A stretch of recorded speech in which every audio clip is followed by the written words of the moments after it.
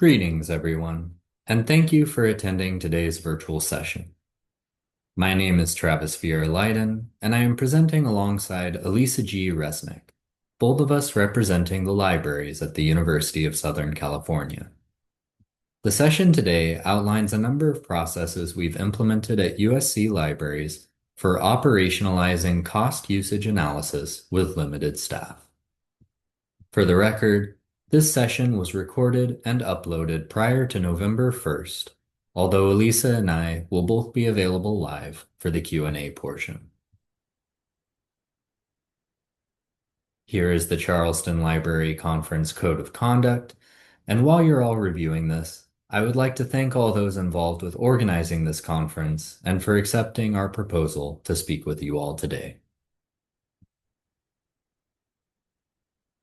Our agenda for today's session begins with an introduction to the University of Southern California and USC Libraries, followed by an explanation of the goals and rationale which resulted in both the creation of my position and the work we'll be discussing today.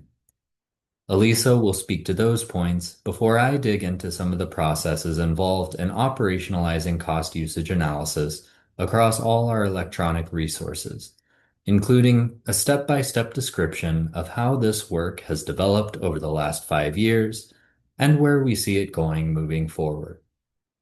Along the way, I'll also be demonstrating a few shareable tools and templates I've prepared, which I'll be linking in the Q&A and would be happy to provide for anyone who contacts me after the presentation. Finally, Alyssa will close us out with some notes about the impact of this work. With that, I'll pass it off to Alyssa.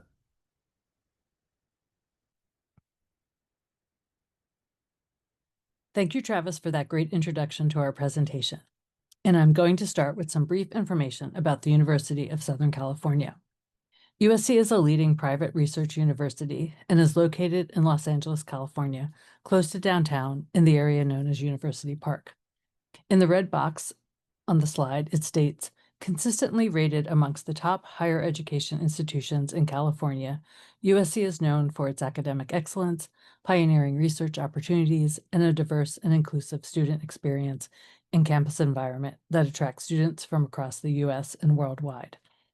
In the current 25-26 academic year, we have 21,000 undergraduates, 25,000 graduates, and professional students for a total student population of 46,000. The annual estimated cost for an undergraduate is $73,260. In the previous academic year, there were over 4,600 full-time faculty, almost 20,000 staff, and over 9,000 student workers, not including teaching and research assistants. USC is the largest private employer in Los Angeles. As of June 2022, the endowment was $7.3 billion, and the fiscal year 24 university budget was $7.4 billion. And now a brief introduction about our libraries. USC Libraries consist of 18 libraries and 12 physical buildings on 2 campuses, the University Park campus and the Health Sciences campus. I won't name all the libraries listed on the slide, but I will mention that within the Doheny Memorial Library, pictured here, it includes the East Asian, the Cinematic Arts, the Music, and Special Collections libraries. Some brief stats about our collections. We have over 6 million total volumes, almost 3 million ebooks, access to around 400,000 streaming films, videos, and sound recordings. There are 3.3 million items in our digital library. We have 85,000 linear feet of archival collections and 2 million items on LGBTQ+ history at our One archives. I want to also mention that the USC Law Library is not part of USC Libraries. This is not on the slide, but I wanted to share some staff and budget details from the 2024 ARL statistics. We had 253 employees in the libraries. 105 of those were professional staff, and of that professional staff, there were about 60 librarians. There were 116 support staff and 32 full-time equivalent student workers. The overall budget from that report is around $52 million. It is basically an even split for salaries and library collections and about 15% for materials and operations and everything else. I also want to mention that we have had a budget reduction for both the fiscal years 25 and 26, so now we're operating with about 21% less resources than I just mentioned. So now I'll move into the goals and rationale behind creating a position to support collection development. Basically, a new position was needed to support me as the Associate Dean of Technical Services and Collection Development, since there were no staff in the department other than myself to manage ongoing collection development activities. This was needed for several years, and the need intensified during the pandemic because of an accelerated number of new resource requests, along with resignations and retirements within the portfolio. The acquisitions budget was already inadequate, and cancellations were needed to make room in the budget for new resources. To do this, I needed to put a greater emphasis on analysis of the current library resources that incur annual subscription cost, to make decisions for reductions and cancellations, or to renegotiate packages. I was doing some usage analysis, but I was unable to do this consistently or inclusively due to my limited capacity. If the position had not been approved, it would have been increasingly difficult to add new resources to the USC Libraries collections at a pace that was consistent with the incoming request, and it would have been more difficult to make database decisions to ensure the best use of the budget. In 2021, I proposed to create and hire a collection development specialist. I was lucky this was approved because since then it has been increasingly difficult to replace positions, let alone create new ones. This need was based on my limited capacity and the limited expertise within the existing staff to support collections assessment, budget analysis, and support for an increase in streaming media requests. There was also a COVID-related budget reduction, while at the same time an increase in requests for new online resources. The expectations for this position were to develop a comprehensive analysis plan for online collections that includes usage statistics, overlap analysis, and cost per use to be used for annual renewal decisions. They would manage some of my vendor communications and schedule meetings on my behalf, and they would lead the process to search and acquire streaming video requests that are often needed for course reserves. The scope of the position has since evolved, but these are still the main expectations and responsibilities. The text on this slide is a portion of the job accountabilities and job qualifications from the Library Assistant Manager job code. This job code best matched what I needed in the position, though the business title is now Collection Development Specialist.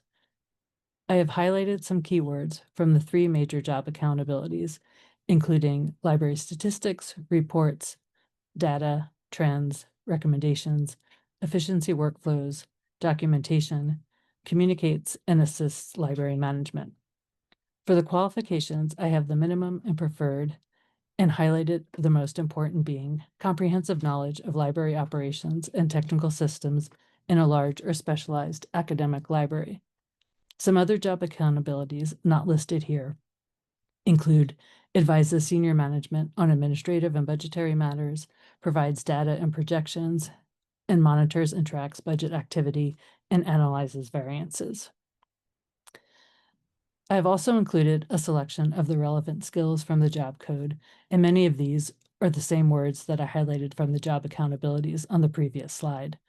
On the right, I have included the skills needed from my point of view, and again have highlighted some of the keywords such as confidence, flexibility, Alma Analytics, reports, self-motivation, self-starter, counter, detail-oriented, excellent communication, and trust. I want to emphasize the first bullet related to confidence because this was a new position, and although I had a vision for the responsibilities, I also wanted this person to work with me to develop and define the work needed to fulfill the expectations. I'll share parts of the justification memo that was written to support hiring Travis for this position. He was already working at USC Libraries and had experience using collections and statistical reports to determine physical and electronic overlap, to assist with inventory and space allocations, and to make weeding decisions for 2 libraries. He generated these reports, analyzed the data, and communicated results with librarians and colleagues. These skills are matched directly to the collection development specialist accountabilities. He had a staff leadership role as part of staff council, and this provided him with a greater understanding of the libraries as a whole, budgets, working with various teams, and this experience had a positive impact on his communication skills. In addition to his experience, Travis's strengths in communication, reporting, analysis, project development, and being detail-oriented made him an excellent choice for this position. Now, Travis will continue with his part of the presentation to detail what he has developed in the collection development specialist position. Thank you, Alyssa. For my part, I'd like to jump into some of my initial steps in developing our analysis processes. This stage is what I would characterize as organizing the data. To start with, since we didn't have a comprehensive and shareable list of vendor contacts and logins when I first started, the first few months of my role focused heavily on vendor outreach. This involved the creation of an Excel spreadsheet in OneDrive based on all our active electronic collections in Alma, which I exported from Alma Analytics. This spreadsheet was used as the foundation for creating a shared file which could be used by Alyssa, our electronic resources team, and others, and from the beginning was intended not only to contain contact information, but also specific admin logins and notes that might vary from collection to collection, even if they came from the same vendor. Due to the level of granularity we wanted, the built-in contacts functionality in Alma wasn't satisfactory, and that's why we opted for creating a shared spreadsheet instead. The other big priority in organizing the list of collections, contacts, and logins was creating a tracking mechanism for data retrieval, specifically counter usage and any non-counter data we were able to obtain. This involved identifying all those collections with counter-compliant and non-counter-compliant data, setting up SUSHI accounts in Alma, downloading or requesting all the non-counter usage reports I could get my hands on, and arranging for regular deliveries of usage reports from vendors who had to send those to us manually. Finally, a lot of the first steps required some careful consideration about file management, including ways to efficiently locate reports across hundreds of different resources. What that looks like in OneDrive can be seen here.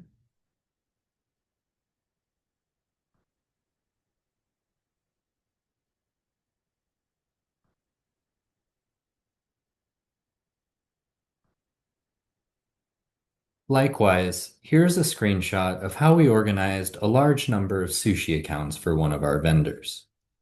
As you can see, we have almost 50 SUSHI accounts configured under Harassowitz and Alma, which makes performance a little slow when loading the usage data tab, but otherwise works well when pulling this data later in Alma Analytics. And then here's a look at a small section of a template I made from our vendor contact spreadsheet. All the colors are generated based on conditional formatting rules that look at whether each electronic collection has counter usage reports available, and if they have counter usage, whether there's a self-service portal for accessing any usage reports. Green indicates counter, yellow indicates non-counter usage, but a self-service portal is available, and orange indicates a need to request usage reports via email. If the collection doesn't have any usage reports available, the color is red. You'll also notice that there are several columns here for inputting admin URLs, usage portal URLs, usernames and passwords, different types of contacts, and notes. After organizing the data, the next major step early on in my role was building visual workflows. Here, the emphasis was on design, making tools like dashboards and conditionally formatted spreadsheets user-friendly, as well as linking different kinds of documents together and sharing them with colleagues. I had already mentioned the vendor contact spreadsheet was shared with different individuals, but this has also expanded to what I call our renewal summary, our individual cost usage analyses, and the dashboards I've made in Alma Analytics, which can be accessed by anyone in USC Libraries, and which I have also made available in the Alma Analytics community folder under the University of Southern California. Here's a glimpse at how we've organized our active renewals. You can see we have an overall figures table at the top, which pulls data from different columns to provide some quick financials at a glance. Going to the main renewal table, we have several visible columns, including status and approval information, when the renewal is due, the actual resource, which I call analysis because this is where I link to individual cost usage analysis reports, and other information like the received date and the ticket number, since we use Freshservice to help manage our vendor communications. We have a cost column, which has a conditional formatting rule to show the font as white if we haven't input a real cost number yet, and which otherwise projects a 5% increase from the prior renewal cost. The cost change actuals column has a formula which displays both the actual dollar amount change as well as the percentage change, defaulting to NA if the renewal hasn't yet been received. The usage column is another calculated value based on the cost and CPU, which I calculate when we receive a price quote and pull the usage report, and we have some space for other details like additions or reductions, agreement end dates, and notes. Because reflecting different pricing models among our renewals can get rather complex, including several resources that are paid up front to cover access for multiple years, we also have a way of writing those bits of information in the cost column so that some hidden columns will parse out that information and make accurate calculations for other parts of the spreadsheet. You'll see, for example, that Resource 9 assumes we will do another upfront payment for 2 years, displaying the annualized cost, when we made the last payment, and how long a similar payment would extend our access. All the anticipated payment information is factored into the overall figures table at the top. Another part of this spreadsheet worth pointing out is the conditional formatting based on status. Our electronic resources team, for example, will look at the color of the rows to determine whether an invoice is ready to be paid, so it is another helpful feature to make this information easy to interpret at a glance.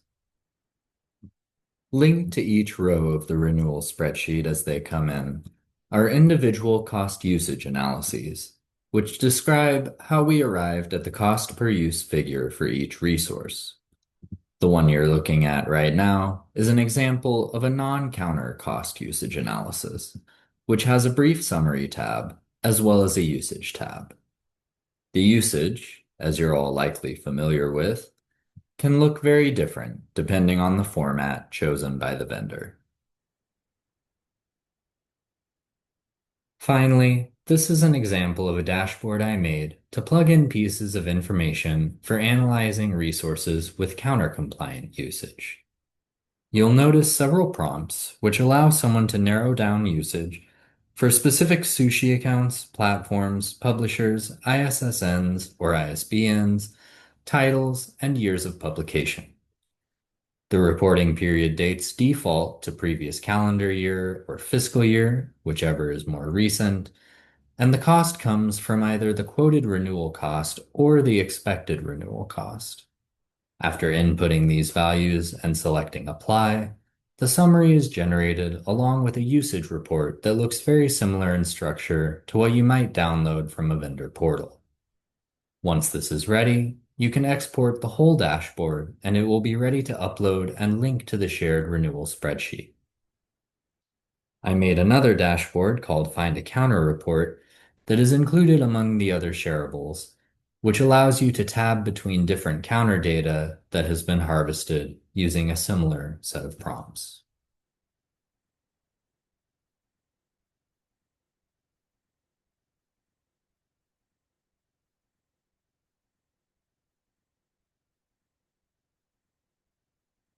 So, moving into years 3 and 4, much of the setup and general workflow had been established. From here, it was about refining what had already been developed, investigating how to map non-counter metrics with counter metrics for more precise CPU analysis and consistent practices year to year, and finally, customizing reports with more in-depth analysis and with large negotiations.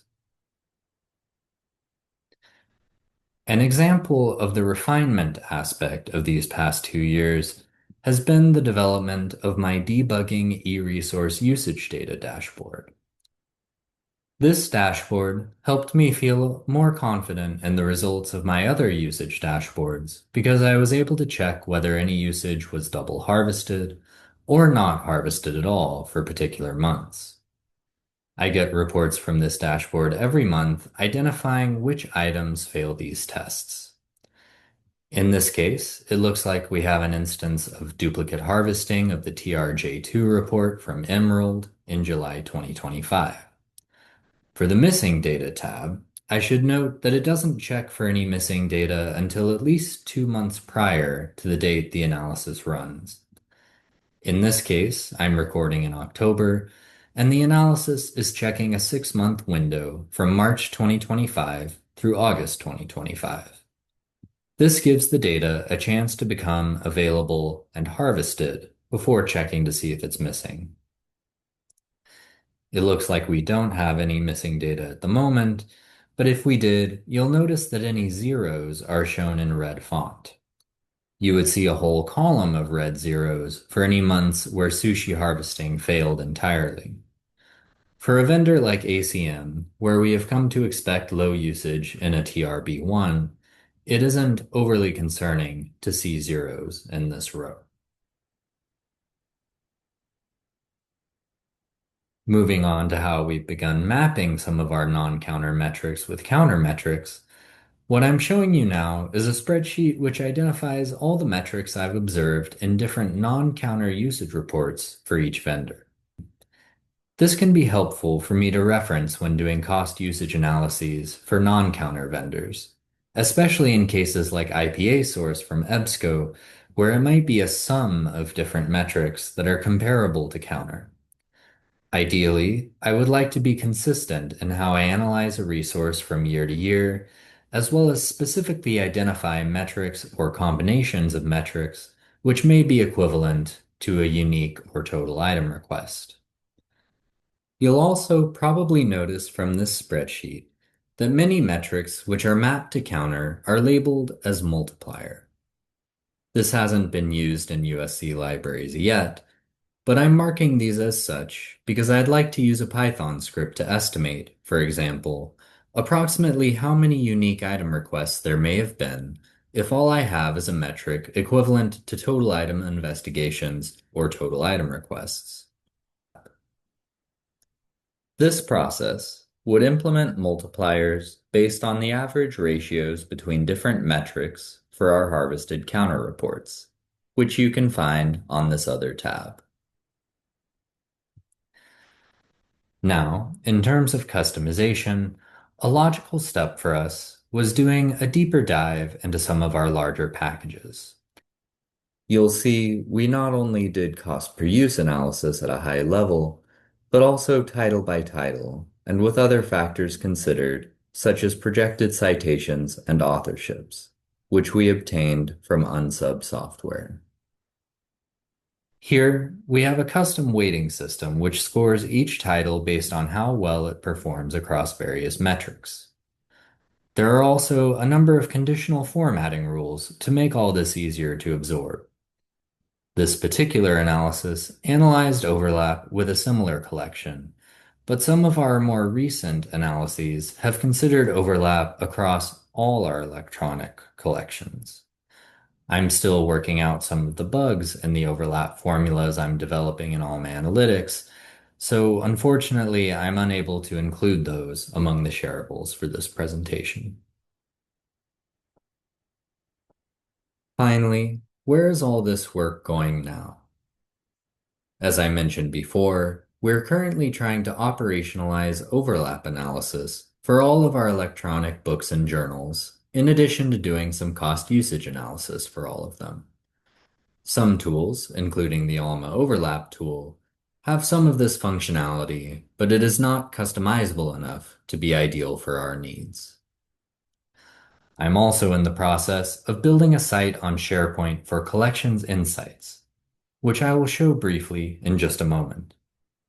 My hope is that it will help centralize different tools and resources related to collection development and make them easy to both access and use for everyone at USC Libraries. Subject tagging is another project that Alyssa has spoken with me about, which would involve crowdsourcing some of the expertise among our librarians and make it easier for us to analyze usage by subject. As I mentioned before, I'm looking into how we can incorporate Python as a tool to help us analyze some of our non-counter data. And finally, I have a few ideas for helping us better analyze our transformative agreements, including consistent mechanisms for factoring in APC avoidance, the real cost per use of subscribed content, and how we can track the value we're getting out of these agreements over time.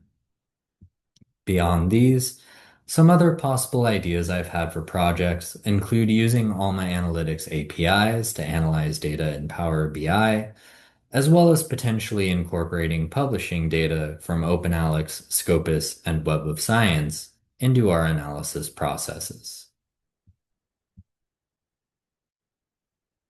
Very briefly, here is a glimpse of the Collections Insights site I'm developing on SharePoint. I find this to be much more user-friendly and helpful than our current decentralized method of accessing various dashboards, documents, and resources in different places. Plus, there are many individuals at USC Libraries who may be interested in examining recent research on collections analysis, assessment, and development, so I plan to maintain a number of resources in those areas here as well. And with that, I'll pass it back to Alyssa for closing remarks.